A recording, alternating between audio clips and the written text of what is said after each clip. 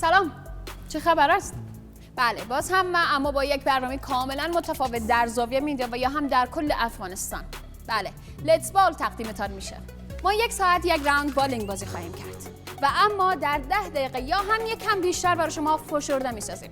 کافی شما فقط پای لپتاپ‌هایتون یا تلفن‌های همراهتون بشینید و از برنامه لیتس بال لذت ببرید. در این زمان در مورد قهرمان کشورمان بیشتر بدانید. خودت که عزیزم بالاخره رسید.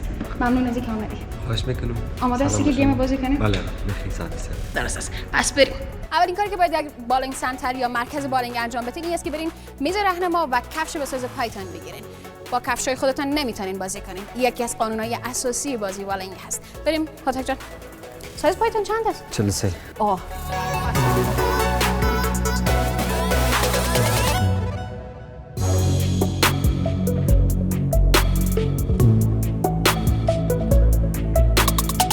یک سورپرایز دیگه هم داریم. هاتک از میفهمی که کسی به بازی شرط باختن چی است؟ نه خیر. خب، ما براتون میگم. این سیب است و کسی که میبازه باید این سیب با یک نخ سیگرت و لایتر با استفاده از این دو چیز سیب باید 2 تا کنه. پس من از خودت میخوام تا ختم بازی که مشخص میشه برنده و بازنده کی هست به این فکر کنین که چطور باید این سیب همراه سیگرت از وسط 2 تا کنیم یا نصفش کنیم. بذار جالب از دفعه اون سری میشنم. پس فکر کنیم من ببینم که چقدر چی میگن ذهن شما در تا چیزا یا در طور موارد کار میکنه. درست است؟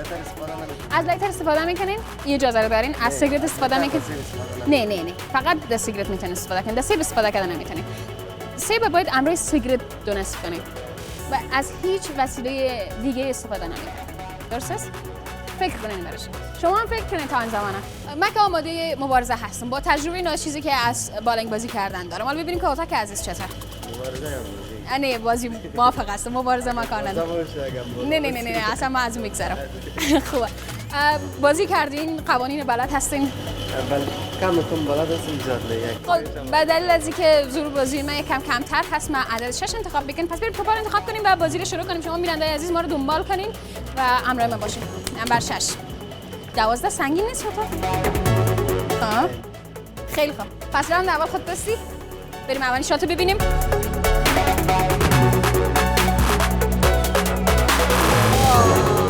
توقع نمیرفت اولین شات رقم باشه. 6 پن افتاد. این باید خیلی سبک باشه برش. بریم. آقا یه بار دیگه.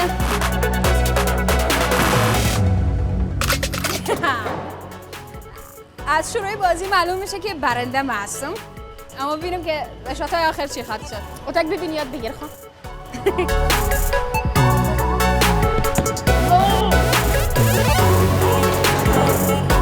چند شاتی نبود. شما هم 6 گرفتین؟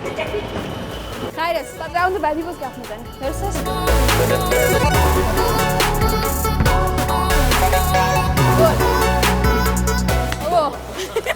یکی از مواردی که باید همیشه در نظر داشته باشه این است که در جریان بازی باید روحیه بازیکن طرفت یا هم حریفت پایین بیاری و هر شرطی که شده باید تلاش کنی که روحیه حریفت پایین تر باشه با آنکه خودت خوب بازی نمی‌کنی. فکر کنم میبرین. اما بازم من شانس دارم، وقت داریم، میتونیم دوباره امتحان کنیم. خب نوبت خودت است. این دفعه میخوام دست پر ببرم. اکسترایک. درست می‌بینید؟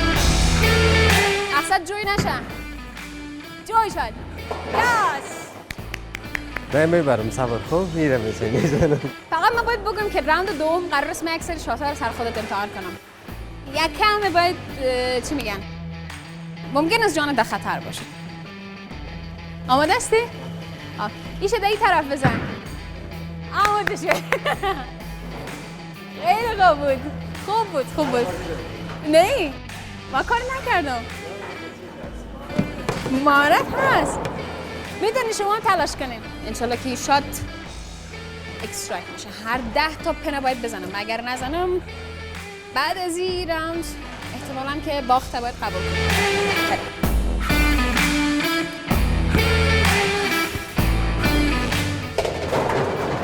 شد. فقط یک دونه. فقط یکیش من.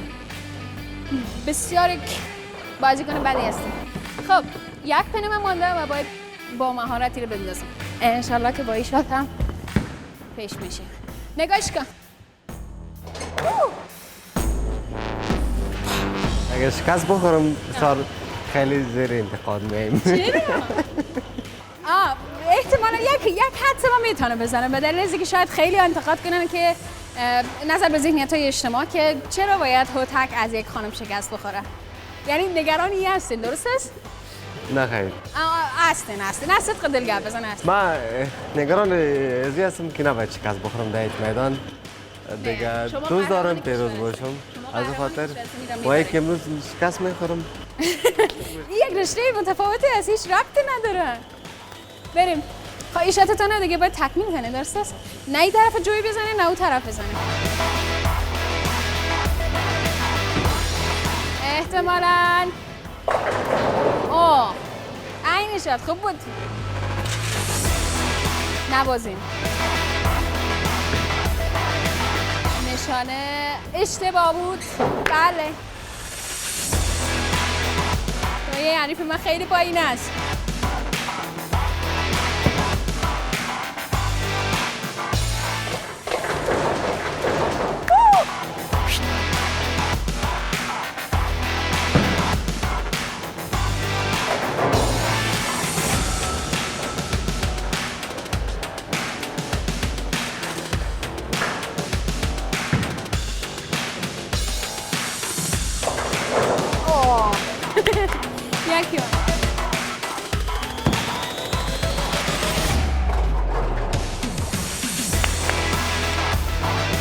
چک به خودم دیگه.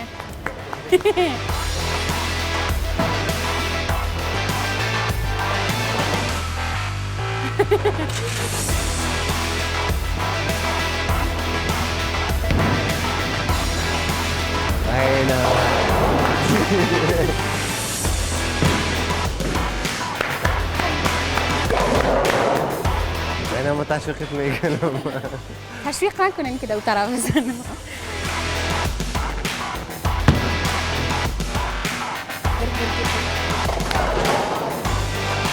در اولش بسیار خوش شدم نمیش دیگه یک تایگان تا بلاو کردی چه فکر میکنی؟ احتمالاً که گفته خودتان پلی کنید این توپ بخوره به هدف و 10 توپن دودگاه احساساتی بودم تیز میزدم میخوام شما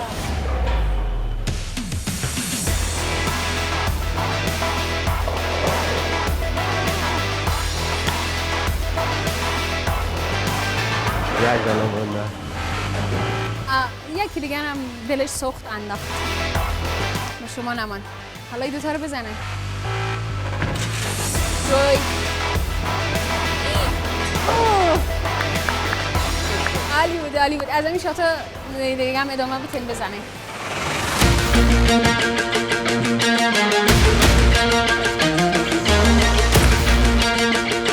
اکسپیر نه اکسترای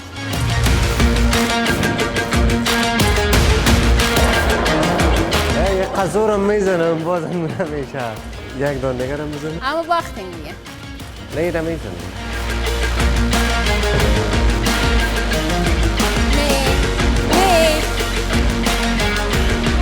من خیلی خوش شانس هستم من خوش شانس هستم رسیدیم به آخرین شات استرایک کنمش نمیتونم نگین اتو نگین خب بریم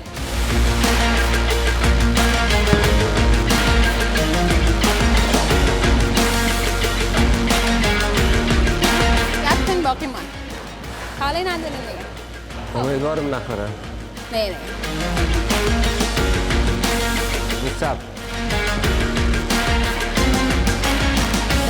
نگفتم از چپ بگیرین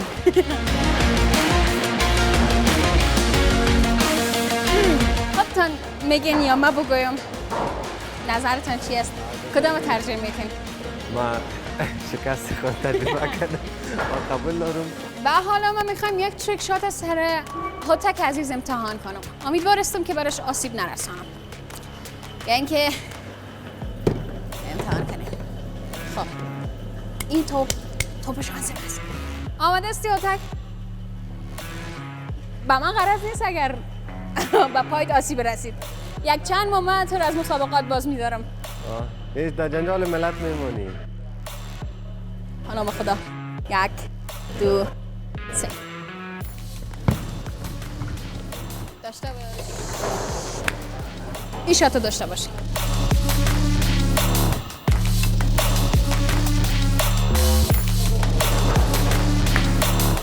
جان همکارای عزیز ما در خطر انداخته و از آقای هوتک یک تریک شات میخوایم که این تریک شات هم میزنه. امیدوار هستم که فرق یکی از اونا نشکنه. وعده میتی؟ وعده 100% نمیتونم، کوشش میکنم. کوشش نمیکنه. خوب است. گرچه ماده یادت هم هستم که خون خوشم میاد که بزنه. مبارزات اصلا یکی از قسمت‌های اساسی چی میگم بحث اساسی خشونته. بله. چیزی که واضح هست دیگه. ما نمیتونیم ازش انکار کنیم. سپاسگزار هستم از همکارای عزیزم که در این حد جان چی میگن فدایی میکنن و حاضر شدن که در مقابل شات و فکر عزیز خود قرار بدن. ببینیمشان. اگه میکنم مسابقه به خطر است. تیز بزنیم مثلا بزنیم. متوجه باشین.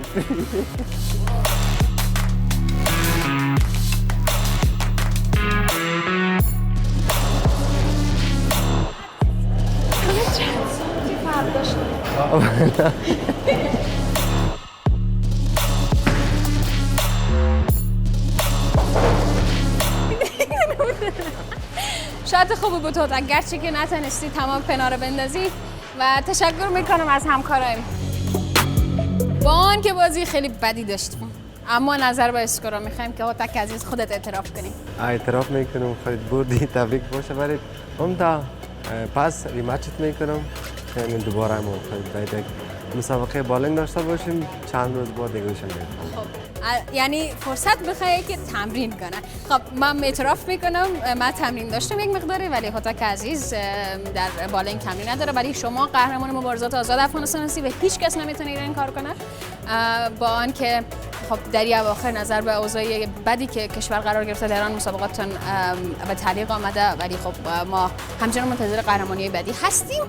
خب برنده اینجا هست و قرار بود بازنده چیکار کنه؟ سیگرت اگه سیب تودا کنه ما چی؟ نه سیب با سیگرت باید تودا کنه. سیب با سیگرت؟ سیگرت باید تودا کنه. چطور زدم شاید ببینم جالب باشه ولی هیچ منم فکر نمی‌کنم. بیاین امتحان میکنیم. اگر باز نشد باز ما براتون میگم که چه رقم باید تودا کنیم. درست است؟ خوب است. دنبالمون کنید. مطمئن هستم همچین شاتایی را از آدرس بالنگ افغانستان و یا هم از افغانستان ندیده بودید. حالا که دیدید پس منتظر بهترتر از یا هم باشید. سوالایی رسید از شما به من که باید از هوتک عزیز بپرسیم. پس من شروع میکنم. چرا مبارزات آزاد؟ خوش داشتم فایت کنم، مبارزه کنم، خشونت کنم. بالاخره این انتخاب کردم. و اگر یک روز به عقب برگردی بازم ورزشکار خواهی بود؟ بله دوست دارم بازم.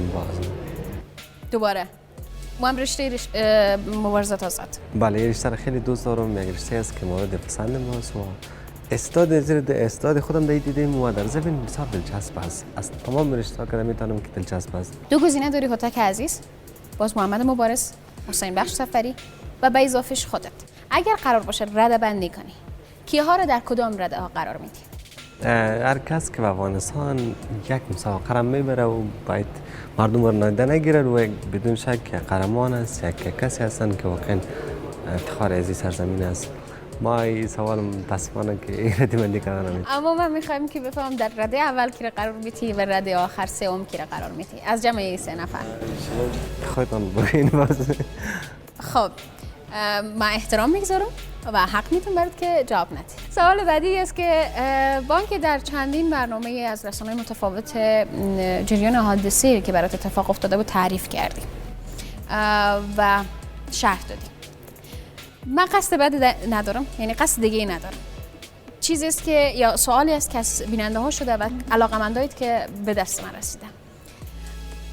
بعد از این همه وقت که از او حادثه میگذره جریان واقعی اتفاق آیا ارتباط مستقیم با ورزشت داشت یا یک مسئله شخصی بوده؟ یعنی با ورزشم داشت، مسئله شخصی نداشتم.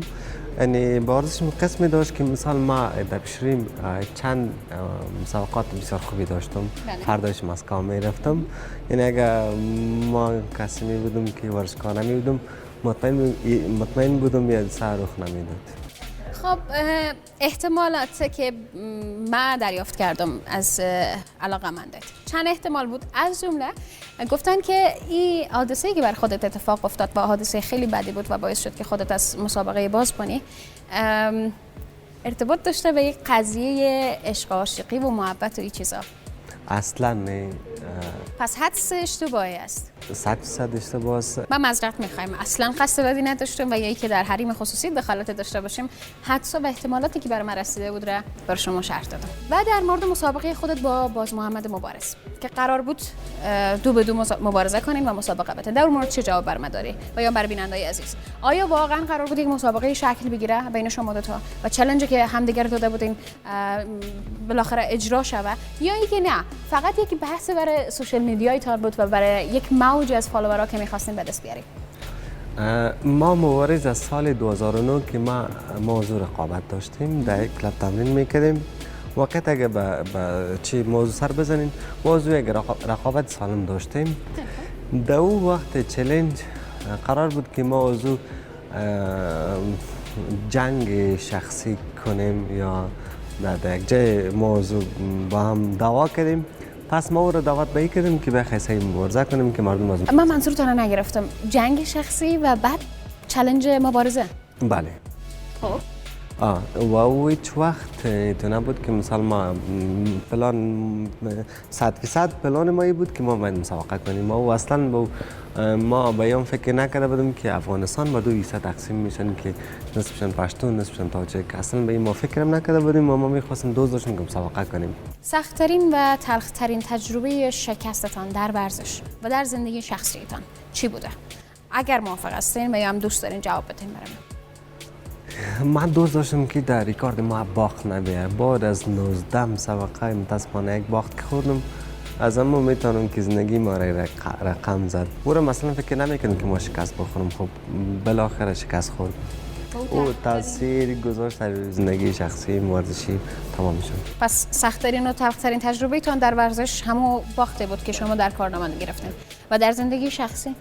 در زندگی شخصی ما میاد سر گفتم میتونم و تو باخت یا شکستی نخوردیم. درست. مهمترین زن زندگیتان کی بوده و کی هست که به یک نحو سهم فعال و سهم بیشتر در بردتان و موفقیتتان داشته؟ شاید بر شما جالب باشه، مادر من است که ما ایشان فایت میگیریم. با مادرتان فایت میکنین؟ بله. خب سندازی میکنیم، تشویق میکنن، حمایت میکنن. میفهمیم یه روزی که مسابقه دارم، در تایم ما رو بیدار میکنن که سر تمرین ناوقت شدم و دیر بعد که ما مسابقه میکنیم چرا مسابقه نمیکنیم. سوالات از ما میکردن که یک ترینر که مسئولیت نمیگیرد که مادر میگیریم. یعنی مادر من است که تو زندگیم یک زنی است که واقعا با بودنش ما یک پیشرفت کردیم. در این اواخر ورزش افغانستان در دید مردم بیشتر شکل مافیایی گونه و یا هم فساد گونه خود را گرفته. شما هم بارها در رسانه‌های متفاوت از عملکرد المپیک وقت و یک تعداد از ورزشکارا که ورزش افغانستان را یک رنگبو و شکل سوی دیگه دادن انتقاد کردیم. در حال حاضر المپیک افغانستان را به صورت کل رشته‌ای که خود شما کار میکنین در یا فعالیت دارین، این رشته را چطوری میبینین و آینده ورزش افغانستان را چه تصور میکنین در موردش؟ ما از رئیس المپیک خود خوش هستم. انسان شریفی است، انسان خوبی است. از فعلا که رئیس است، ولی در زیر سیستم‌های مافیا هستند که ما چهرهای بدرنگ 15-20 سال می‌بینیم که در المپیک هستند، خونی ورزشکارا را می‌خورن به هزار افغانی که ورزشکار ماش داره، حتی اونا را خودشان می‌گیرن. بازم سپاس از اینکه امروز در کنار ما قرار گرفتیم. بازی خوبی داشتیم، برنامه خوبی داشتیم. امیدوارم همکاری‌های ما ادامه داشته باشه. تشکر. شکست نخست ما در مقابل خانم تجربه کردم. قسمی که گپ زده بودم بازنده باید سیبا با سیگرت رو کنم. آماده هستی؟ شما چیزی کردیم که امکان نداره. ما اصلا قبول ندارم. ما میگم امکان داره. نداره. تو یک گزینه دیگه هم داریم. اینجا از لیتر میتونی استفاده کنی. از لیتر سر سیب میتونی استفاده کنی؟ نه خیر. ممکن نیست سر سیب استفاده کنین. میتونین تا 1 ساعت هم روشن بگیرین اگر توته شد. خب باز هر چی گفتین من انجام میدم. این نمیشه. شما توته کردین هر چی میدیم ما. یعنی قبول میکنی که در این بازی هم باید شکست بخوری؟ نمیشه سر این امکان نداره. فکر کردین خب سیل؟ خب زیاد کردیم اول که فکر کردیم. خب پس به اجازه تان من برد این بازی رو هم قبول میکنم و میخوایم براتون نشان بدم که چه رقم توتا میشه. یه سر از این استفاده نمیکنیم. استفاده کن ببین. امتحان کن. نه خود بچپ کنم. نه. فقط آتیش لایتر استفاده کردن میتونید. خیلی درجتون.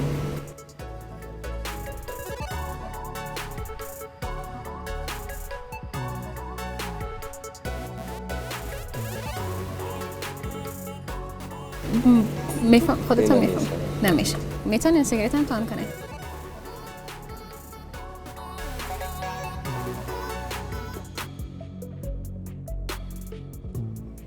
قبول میکنین؟ سکس. خیلی خوب. شما راست میگین این رقم هم نمیشه، اگه پچق کنی نمیشه، اگه با آتش روشن کنی بازم نمیشه. تکنیک داره و تکنیکش این است که شما فیلتر سیگار در میدید یا سیگارت. فیلتر که در دادین به این شکل خدای دیگه دست من میتونین سرش دست بزنید. تیز شد و تبدیل به یک وسیله برنده میشه. درست است؟ اینم از دست. و شما میتونین، من فکر کنم باید یک کم دیگه هم داغش کنم به اندازه کافی. سخت شد. سیبم دیگه خدا خیر بده. چی ماره؟ پرودیسر برنامه ماره؟ سیب خیلی کلان آورده و این هم از ایگه. گفتم که تکنیک داره و من سیگارت در اختیارتان ماندم، لایترم ماندم، سیبم ماندم.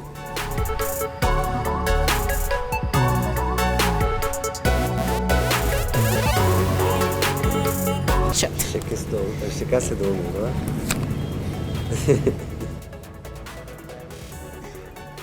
شکست دومتان تبریکتان باشه و بردش تبریک من باشه. خب سپاس از همه شما بیننده عزیز که لیتس بال دنبال کردین و از هوتک عزیز که در این برنامه ما را همراهی کردن.